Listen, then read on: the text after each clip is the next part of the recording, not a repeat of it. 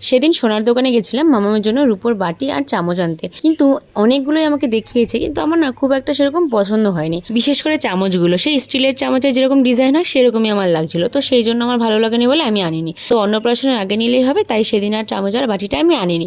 তো সেই চামচ আর বাটি আনতে গিয়ে তখন না আমি এই অ্যাঙ্কলেটসগুলো দেখলাম, আর আমার এগুলো দেখে কিন্তু বেশ পছন্দ হয়েছিল। আর বাচ্চাদের তো আমরা পায়ে কালো কার পরিয়ে রাখি যাতে বাচ্চাদের নজর না লাগে, আবার পায়ে মল বা নুপুরও পরানো হয়। তো আমি ভাবলাম যে এই জিনিসটা এত সুন্দর লাগছে, বাচ্চাদের নজরও লাগবে না আর মল বা নুপুরেরও কাজ হবে, বেশ সুন্দর লাগবে। রিভেলাইও দেওয়া আছে, সেই জন্য ভাবলাম এটাকে আমি নিয়ে আসি। তো এটা মামার জন্য সেদিনকার এনেছিলাম, আর আনার পর পরিয়েছি বা সত্যি খুব ভালো লাগছিল। আর আমি এটারই একটা ছোট্ট ভিডিও করে তোমাদের সাথে শেয়ার করেছিলাম। তো সেই ভিডিওটায় তোমরা আমাকে এত এত ভালোবাসা দিয়েছো, এত ভালো ভালো কমেন্ট দিয়ে ভরিয়ে দিয়েছো, আমার ভীষণ ভীষণ ভালো লেগেছে। আর এই কমেন্টটা তো ভরে গেছে, এটার দাম কত, এটার দাম কত, এটার দাম 1500 সামথিং এরকম এটার দাম।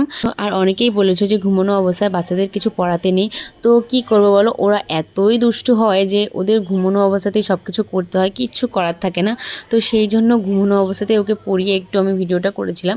আর অনেকেই বলেছে যে চেনটায় বাচ্চাদের পায়ে লাগবে, কিন্তু এটা রূপোর হলো এতটাই সুন্দর করে বানানো, একদম নরমভাবে বানানো যাতে বাচ্চাদের পায়ে না লাগবে। তোমরা এটা বাচ্চাদের পড়াতেই পারো, এটা কোনো ভয় কোনো অসুবিধা নেই।